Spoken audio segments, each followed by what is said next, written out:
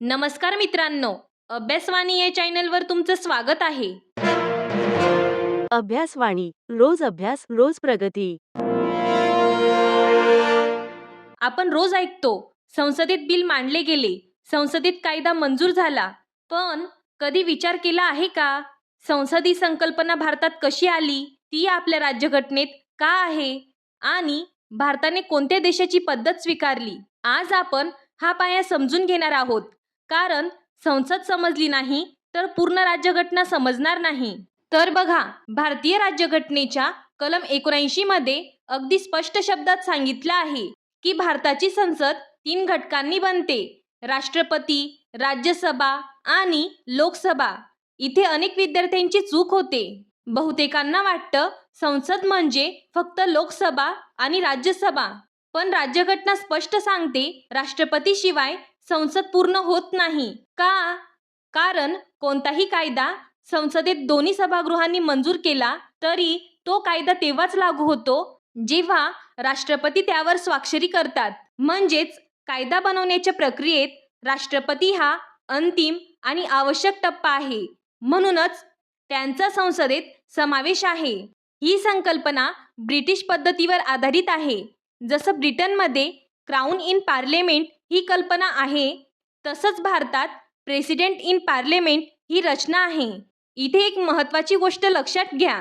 भारताने संसदीय शासन पद्धती स्वीकारली आहे. याचा अर्थ काय? कार्यकारी आणि कायदेमंडळ यांच्यात वरिष्ठ संबंध असतो. पंतप्रधान आणि मंत्रिमंडळ हे संसद सदस्य असतात. म्हणजे सरकार संसदेतूनच निर्माण होतं. यामुळे संसद ही फक्त चर्चा करणारी संस्था नाही, तर सरकारच्या अस्तित्वाशी थेट जोडलेली संस्था आहे. आपण संसदेची रचना समजून घेतली. आता 2 सभागृहांपैकी आधी राज्यसभेकडे वळूया. का? कारण भारत संघराज्य आहे आणि राज्यांना केंद्रात आवाज देण्यासाठी राज्यसभा निर्माण केली गेली. राज्यसभा म्हणजे काउन्सिल ऑफ स्टेट्स. नावावरून स्पष्ट होतं, ही राज्यांची प्रतिनिधित्व करणारी सभा आहे. भारतीय राज्यघटनेच्या कलम 80 मध्ये राज्यसभेची रचना दिलेली आहे. घटनात्मकदृष्ट्या राज्यसभेची जास्तीत जास्त ताकद 250 सदस्य इतकी असू शकते. त्यामध्ये 238 सदस्य राज्य व केंद्रशासित प्रदेशांचे प्रतिनिधी असतात आणि 12 सदस्य राष्ट्रपती नियुक्त करतात. सध्याच्या घडीला राज्यसभेची एकूण सदस्य संख्या 245 आहे. 233 निवडून आलेले आणि 12 हे राष्ट्रपतींनी नियुक्त केलेले आहे. आता इथे सर्वात महत्त्वाचा फरक समजून घ्या. लोकसभा थेट जनतेने निवडली जाते, पण राज्यसभा थेट निवडली जात नाही. राज्यसभेचे सदस्य राज्यांच्या विधानसभेतील निवडून आलेल्या आमदारांमार्फत निवडले जातात. याला अप्रत्यक्ष निवडणूक म्हणतात. म्हणजेच लोकसभा म्हणजे लोकांचे थेट प्रतिनिधित्व आणि राज्यसभा म्हणजे राज्यांचे प्रतिनिधित्व. आता एक महत्त्वाची गोष्ट लक्षात ठेवा. राज्यसभा ही कायमस्वरूपी सभा आहे. ती कधीही विसर्जित होत नाही. दर 2 वर्षांनी तिच्या 1/3 सदस्यांची निवृत्ती होते आणि नवीन सदस्य निवडले जातात. यामुळे राज्यसभा ही सातत्य आणि स्थैर्य देणारी संस्था आहे. लोकसभा 5 वर्षांनी पूर्णपणे बदलू शकते, पण राज्यसभा कायम चालूच राहते. आता इथे आणखी एक मुद्दा. राष्ट्रपती नियुक्त करणारे 12 सदस्य कोण असतात? हे सदस्य साहित्य, विज्ञान, कला, समाजसेवा अशा क्षेत्रातील तज्ज्ञ असतात. याला आपण LAS या ट्रिकने देखील लक्षात ठेवू शकतो. L म्हणजे लिटरेचर, A म्हणजे आर्ट्स, S म्हणजे सोशल सर्व्हिस आणि दुसरा S म्हणजे सायन्स. म्हणजे संसदेत केवळ राजकीय प्रतिनिधीच नाही, तर विविध क्षेत्रातील जाणकार लोकांनाही स्थान दिलं जातं. आता आपण राज्यांचे प्रतिनिधित्व पाहिलं, पण थेट जनतेचं प्रतिनिधित्व कुठे होतं? ते होतं लोकसभेत. भारतीय राज्यघटनेच्या कलम 81 मध्ये लोकसभेच्या रचनेची तरतूद दिलेली आहे. सर्वप्रथम एक गोष्ट स्पष्ट करूया. लोकसभा ही हाऊस ऑफ द पीपल आहे. म्हणजेच ती थेट जनतेने निवडलेली असते. भारतातील प्रत्येक मतदार थेट आपला खासदार निवडतो. घटनात्मकदृष्ट्या लोकसभेची जास्तीत जास्त ताकद 552 इतकी ठेवलेली आहे. यामध्ये राज्यांचे प्रतिनिधी, केंद्रशासित प्रदेशांचे प्रतिनिधी आणि पूर्वी 2 अँग्लो इंडियन सदस्यांची तरतूद होती. पण इथे एक महत्त्वाचा बदल झाला आहे. 2020 साली 104वी घटना दुरुस्ती झाल्यानंतर अँग्लो इंडियन नामनिर्देशनाची तरतूद रद्द करण्यात आली. त्यामुळे सध्या लोकसभेत कोणतेही नामनिर्देशित सदस्य नाहीत.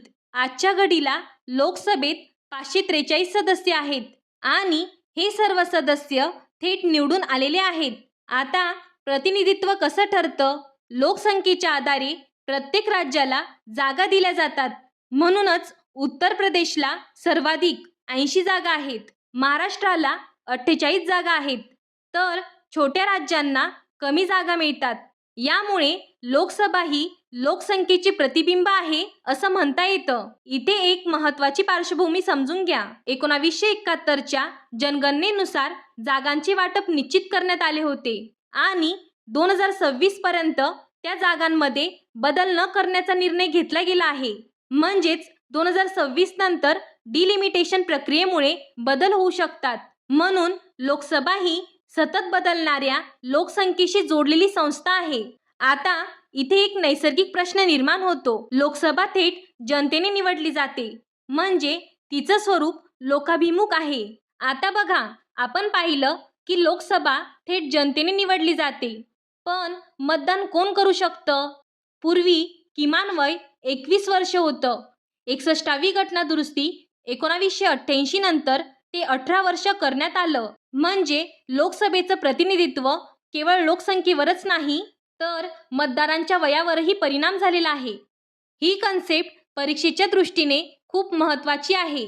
आपण राज्यसभा आणि लोकसभा दोन्ही समजून घेतल्या. आता एक महत्त्वाचा प्रश्न, संसदेत एखाद्या राज्याला किती जागा मिळणार हे ठरतं कसं?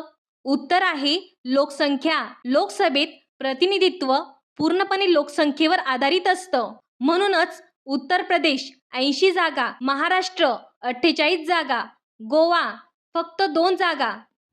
लोकसंख्या जास्त, जागा जास्त, लोकसंख्या कमी, जागा कमी, हा सोपा नियम आहे. पण इथेच एक महत्त्वाचं ट्विस्ट आहे. जर लोकसंख्या दर 10 वर्षांनी बदलते, तर जागा देखील 10 वर्षांनी बदलायला हव्या ना? पण तसं होत नाही. का? कारण 1971च्या जनगणनेच्या आधारे लोकसभेतील जागांचं वाटप निश्चित करण्यात आलं आणि त्यानंतर जागा फ्रीज करण्यात आल्या. 42वी घटना दुरुस्ती 1976ने ही गोठवण लागू केली. नंतर 84वी घटना दुरुस्ती 2001ने ही मर्यादा 2026 पर्यंत वाढवली. म्हणजेच 2026 पर्यंत लोकसभेतील जागांमध्ये बदल होणार नाही. हा अतिशय महत्त्वाचा एक्झाम पॉइंट आहे. यावर स्टेटमेंट बेस्ड प्रश्न वारंवार विचारले जातात. 2026 नंतर काय? 2026 नंतर नवीन जनगणनेच्या आधारे डिलिमिटेशन होऊ शकते. म्हणजे काही राज्यांच्या जागा वाढू शकतात, काहींच्या कमी होऊ शकतात. हा भविष्यातील मोठा राजकीय मुद्दा आहे. एक्झामिनर इथून ॲनालिटिकल प्रश्न विचारू शकतो. आता आपण राज्यांचं प्रतिनिधित्व पाहिलं, पण संसदेत फक्त राज्येच नाहीत, केंद्रशासित प्रदेशांचं काय? लोकसभेत केंद्रशासित प्रदेशांना प्रतिनिधित्व आहे. परीक्षेमध्ये विचारलं जातं, सर्व केंद्रशासित प्रदेशांना राज्यसभेत प्रतिनिधित्व आहे का? नाही. राज्यसभेत फक्त दिल्ली आणि पुदुच्चेरी यांनाच प्रतिनिधित्व आहे. आता आपण आज झालेल्या टॉपिकवर थोडक्यात रिव्हिजन करूया. तर बघा, लोकसभा लोकसंख्येवर आधारित, राज्यसभा लोकसंख्या प्रमाण आणि राज्यांचे अस्तित्व, लोकसभा जागा 1971 आधार 2026 पर्यंत फ्रीज, राज्यसभा जागा 4थी अनुसूची, लोकसभा थेट निवड, राज्यसभा अप्रत्यक्ष निवड.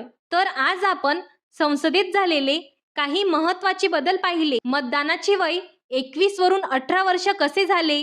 जागांची फेरवाटप प्रक्रिया 1971 पासून 2026 पर्यंत का थांबवली गेली? आणि लोकसभेतील प्रतिनिधित्व कसे ठरते हेही समजून घेतलं. पण इथेच कथा संपत नाही. संसदेत सदस्य होण्यासाठी नेमकी पात्रता काय लागते? त्यांचा कार्यकाळ किती असतो? आणि शपथ घेताना ते नेमकं काय म्हणतात? हे मुद्दे एक्झाममध्ये डायरेक्ट विचारले जातात आणि बऱ्याच वेळा स्टुडंट्स इथून चूक करतात. म्हणून पुढच्या लेक्चरमध्ये आपण पाहणार आहोत कालावधी, पात्रता आणि शपथ पूर्ण एक्झाम ओरिएंटेड पद्धतीने. हे लेक्चर चुकवू नका. हा व्हिडिओ उपयुक्त वाटला असेल तर चॅनलला लाईक, शेअर आणि सबस्क्राईब करा. अभ्यासवाणी म्हणजे concept based learning. Thank you. Abhyasvani रोज अभ्यास रोज प्रगती.